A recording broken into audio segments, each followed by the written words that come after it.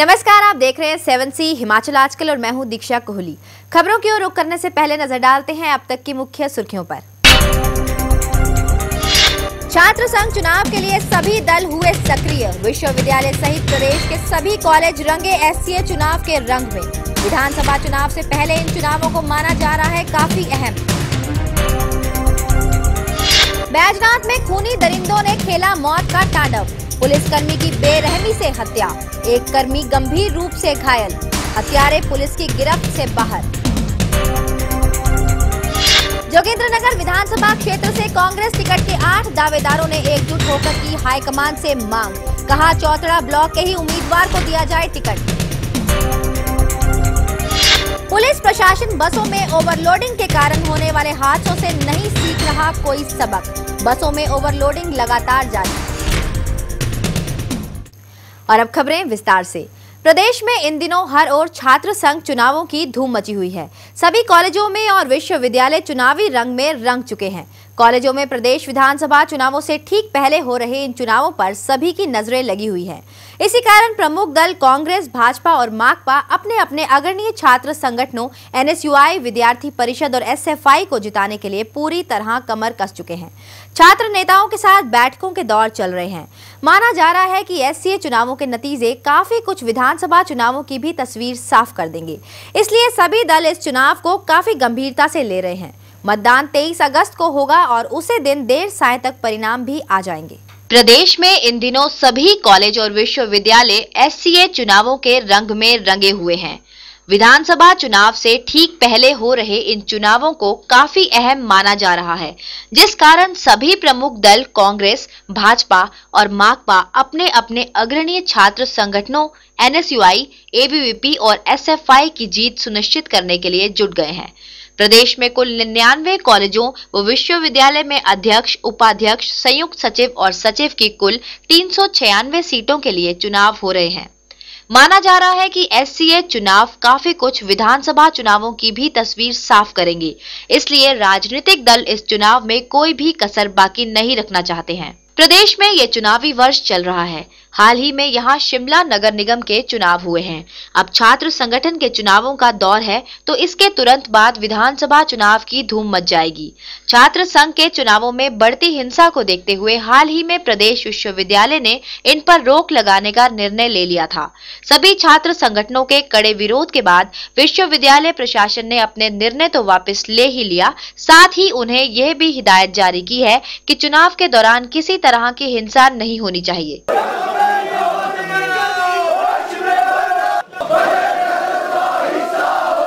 प्रदेश में छात्र संघ के चुनावों में पिछले कुछ वर्षों से अखिल भारतीय विद्यार्थी परिषद अव्वल आती रही है, जबकि एनएसयूआई दूसरे और एसएफआई तीसरे स्थान पर रह रही है। राजधानी शिमला में कॉलेजों और विश्वविद्यालय में एसएफआई का पिछले कई वर्षों से दबदबा बना हुआ है। गत वर्ष हुए एससीए चुनावों में एनएसयूआई ने अपनी स्थिति में कुछ सुधार किया था, जबकि विद्यार्थी की सीटों में कुछ कमी आई है। गत वर्ष विद्यार्थी परिषद ने 210, एनएसयूआई ने 140 और एसएफआई ने 35 सीटों पर जीत दर्ज हासिल की थी। इस बार भी मुख्य मुकाबला विद्यार्थी परिषद और एनएसयूआई के बीच ही है। देखना है कि इस बार विद्यार्थी परिषद अपनी बढ़त बरकरार रख पाती है या नहीं। ब्यूरो रिपोर्ट, शिमला, हिमाचल आजकल। पालमपुर की पंचरुखी में 2 युवकों की हत्या के बाद बैजनाथ में पुलिसकर्मी की बेरहमी से हत्या करने का मामला सामने आया है। ये वारदात शुक्रवार रात की है। यहां बिना नंबर वाली कार में आए अज्ञात लोगों ने हमला कर एक पुलिसकर्मी को मौत के घाट उतार दिया, जबकि दूसरे को अधमरा छोड़ गए। इस घटना से क्षेत्र में सनसनी फैल गई है। वहीं लोग सहमे हुए हैं। पुलिस हत्यारों का पता लगाने में जुट गई है। बैजनाथ में एक पुलिसकर्मी की बेरहमी से हत्या कर दी गई है, जबकि दूसरे को गंभीर रूप से घायल कर दिया गया है। ये घटना शुक्रवार रात करीब 10:30 बजे की है, जब ट्रैफिक ड्यूटी देने के बाद ये दोनों पुलिसकर्मी घर जाने के लिए यहाँ चौबीन चौक बस अड्डे पर खड़े थे। इस दौरान बिना नंबर वाली एक ऑल्टो कार वहां रुकी और कार से उतरे लोगों ने पुलिसकर्मियों पर तेजधार हथियार से हमला कर दिया। इस हमले में कांस्टेबल संजय कुमार की मौके पर ही मौत हो गई, जबकि कांस्टेबल सुरेंद्र कुमार गंभीर रूप से घायल हो गया है। घायल पुलिसकर्मी ने किसी तरह से पुलिस स्टेशन में फोन कर घटना की सूचना दी। इसके बाद पुलिस मौके पर पहुंची और हत्यारों की खोजबीन में जुट गई। एसपी कांगड़ा दलजीत ठाकुर भी मौके पर पहुंचे। इसमें मेरा ये कहना है कि ये जो हादसा है बहुत ही दर्दनाक और जिसको कहते हैं बहुत ही घिनौना अपराध है। और जैसे हमें सूचना मिली, हमें पता चला कि हमारा जो ट्रैफिक में कांस्टेबल यहाँ बैजनाथ में तैनात था, संजय कुमार कांस्टेबल और सुरेंद्र कुमार कांस्टेबल, दोनों ट्रैफिक में तैनात थे। और रात को जब ये यहाँ बैजनाथ में ही जा रहे थे, अपने घर वापस जा रहे थे, तो उस वक्त जो है इनको अटैक किया गया। दोनों कांस्टेबल को स्टैब किया। एक कांस्टेबल जो है वो सर्वाइव कर गया, जो दूसरा कांस्टेबल है उसका बाद में देहांत हो गया। प्रॉपर जो केस है, मर्डर केस जो है वो यहाँ पुलिस स्टेशन बैजनाथ में रजिस्टर हो गया है। और मुझे पूर्ण आशा है कि हम जल्दी से जल्दी जो है, जो इसमें जितने भी दोषी हैं, जितने भी अपराधी हैं, उनको हम तुरंत गिरफ्तार करके उनके खिलाफ कानूनी कार्रवाई करेंगे। बैजनाथ में पुलिसकर्मी की हत्या से क्षेत्र में सनसनी फैल गई है।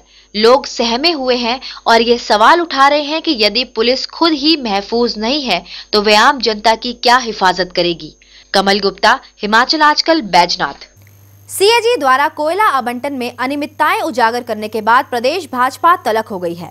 भाजपा ने शनिवार को इस मुद्दे को लेकर कुल्लू में प्रदर्शन किया। भाजपा कार्यकर्ताओं ने यूपीए सरकार का पुतला फूंका और उनके खिलाफ जमकर नारेबाजी भी की। इस मौके पर भाजपा जिलाध्यक्ष राम सिंह ने कहा कि केंद्र की यूपीए सरकार घोटालों में संलिप्त रही है। इसके कार्यकाल में बड़े बड़े घोटाले सामने आए हैं। ऐसे में केंद्र की यूपीए सरकार को अब सत्ता में बने रहने का कोई भी हक नहीं है। उन्होंने लोगों से यूपीए सरकार को उखाड़ फेंकने का भी आह्वान किया है। आ रहे हैं, पहले तो 2G स्पेक्ट्रम का जो 1,76,000 करोड़ का घोटाला पूरे विश्व में सबसे बड़ा घोटाला माना गया। जोगिंद्रनगर विधानसभा क्षेत्र से कांग्रेस टिकट के लिए आवेदन करने वाले 8 नेताओं ने संयुक्त रूप से मांग की है कि पार्टी का टिकट इस बार चौतड़ा ब्लॉक से ही उनमें से किसी एक को दिया जाए। इसी में पार्टी की जीत सुनिश्चित है। इन नेताओं का कहना है कि जोगिंद्रनगर हलके की कुल 55 में से 40 पंचायतें चौतड़ा ब्लॉक में पड़ती हैं। इसलिए यदि कांग्रेस का टिकट चौतड़ा ब्लॉक से दिया जाता है तो प्रत्याशी की जीत सुनिश्चित है। इस बारे में कांग्रेस जिलाध्यक्ष पूर्णचंद ठाकुर का कहना है कि टिकट का फैसला हाईकमान ही करेगा। जोगिंद्रनगर विधानसभा क्षेत्र से कांग्रेस टिकट के लिए आवेदन करने वाले 8 नेताओं ने एकजुट होकर हाईकमान से मांग की है कि विधानसभा चुनाव में पार्टी की जीत सुनिश्चित करने के लिए इस बार चौतड़ा ब्लॉक से उनमें से किसी एक को टिकट दिया जाए। कांग्रेस के जिला उपाध्यक्ष प्रेमलाल ठाकुर ने चौतड़ा में पत्रकारों को संबोधित करते हुए कहा कि इस बार चौतड़ा की अनदेखी नहीं होने दी जाएगी। इसके लिए क्षेत्र से टिकट के 8 दावेदार जीवन ठाकुर, प्रेमनाथ, अंजना ठाकुर, जगदीश विष्ट, विमला चौहान, अनीता ठाकुर, रविंद्र पाल और लंजमा कंवर एकजुट हैं। इन सभी ने बैठक में प्रस्ताव पारित कर हाईकमान से कहा है कि जोगिंद्रनगर हलके की कुल 55 में से 40 पंचायतें चौतड़ा ब्लॉक में पड़ती हैं। यदि कांग्रेस टिकट इस क्षेत्र से दिया जाता है तो पार्टी की जीत सुनिश्चित है। उनकी शिकायत है कि अभी तक पार्टी का टिकट जोगिंद्रनगर क्षेत्र से ही दिया जाता रहा है। इस बार इसमें बदलाव लाया जाना चाहिए। जोगिंद्रनगर विधानसभा क्षेत्र में कुल 14 नेताओं ने कांग्रेस टिकट के लिए आवेदन किया है। जो है टिकटार्थी ने टिकट के लिए अप्लाई किया हुआ है और सभी कांग्रेस पार्टी के कर्मठ कार्यकर्ता हैं। इसमें महिलाएं भी हैं, इसमें नौजवान भी हैं, इसमें पूर्व विधायक भी हैं जो पूर्व विधायक रहे हैं।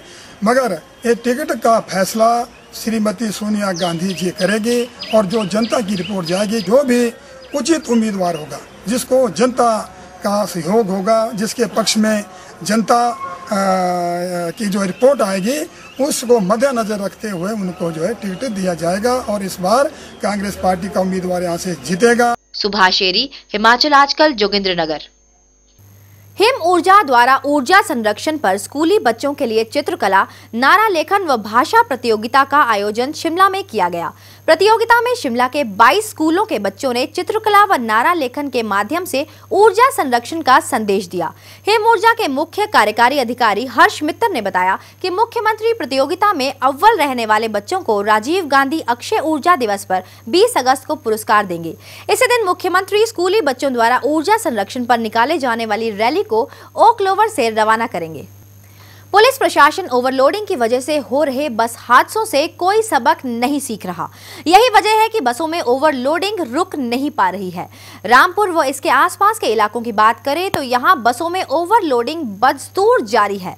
सरकारी बसों की बजाय निजी बसों में अधिक से अधिक सवारियों को भरने की होड़ ज्यादा दिख रही है। ऊंची पहुंच और पुलिस से साठ-गांठ के कारण इन बसों पर कोई भी कार्रवाई नहीं हो रही।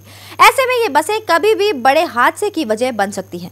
ओवरलोडिंग और तेज रफ्तार के कारण बस दुर्घटनाओं का ग्राफ हिमाचल में लगातार बढ़ता ही जा रहा है। हाल ही में चंबा में एक निजी बस के दर्दनाक हादसे की वजह भी ओवरलोडिंग ही थी, लेकिन पुलिस प्रशासन इन हादसों से कोई भी सबक नहीं सीख रहा। शिमला जिले के ऊपरी क्षेत्र कुल्लू के आनी उपमंडल और किन्नौर की बात करें तो यहाँ निजी बसों में ओवरलोडिंग जारी है। ग्रामीण क्षेत्रों से आने वाली निजी बसों में न केवल अंदर लोगों को ठूस कर भरा जा रहा है, बल्कि छतों पर भी सवारियां बैठाई जा रही हैं। ओवरलोडिंग होने पर ये बसें तेज रफ्तार से दौड़ती नजर आती हैं। इस अव्यवस्था के लिए जहां लोग पुलिस प्रशासन को जिम्मेवार मान रहे हैं, वहीं वे ग्रामीण इलाकों में बसों की कमी को भी इसका कारण मानते हैं। यहाँ पर हमारी जो है बसेस की यातायात की बहुत ज़्यादा असुविधा हो रही है। उसी के साथ यहाँ सड़कों की भी बहुत ज़्यादा खस्ता हालत है। निचार उपमंडल में अभी काफ़ी पहले कितने सालों से यहाँ मंडी निचार बस चल रही थी, लेकिन कुछ ही दिनों में इन्होंने ये जो है यातायात का ये भी मंडी निचार वाला ठप कर दिया है, जिससे लोगों को काफ़ी असुविधा का सामना करना पड़ रहा है। युवा है जो अब बाहर गाँव से बाहर पढ़ने जा रहे हैं, उन्हें भी काफ़ी दिक्कतों का सामना करना पड़ रहा है। दुर्गम क्षेत्रों में बस दुर्घटना के लिए लोग सड़कों की दुर्दशा को जिम्मेवार मान रहे हैं। ओवरलोडिंग होने से इन सड़कों पर बसें हिचकोले खाती हैं और हादसों का शिकार हो जाती हैं। तो टैक्सी या किसी और में सफ़र नहीं कर सकते, तो ऐसे हालात में तो लोग हमारी सरकार से डिमांड है कि वो बसों की मात्रा बढ़ाएं, ताकि दूर दराज के क्षेत्र के लोगों को इसका सुविधा मिल सके। बसों में हो रही इस ओवरलोडिंग को रोकने के लिए कड़े कदम उठाना जरूरी है, ताकि राज्य में बढ़ रहे बस हादसे और इनमें जाने वाली जानों को बचाया जा सके। विशेषर नेगी, हिमाचल आजकल, रामपुर। 7C हिमाचल आजकल में खबरों का सिलसिला जारी है। फिलहाल वक्त हो चला है एक छोटे से ब्रेक का। आप बने रहिए 7C हिमाचल आजकल के साथ।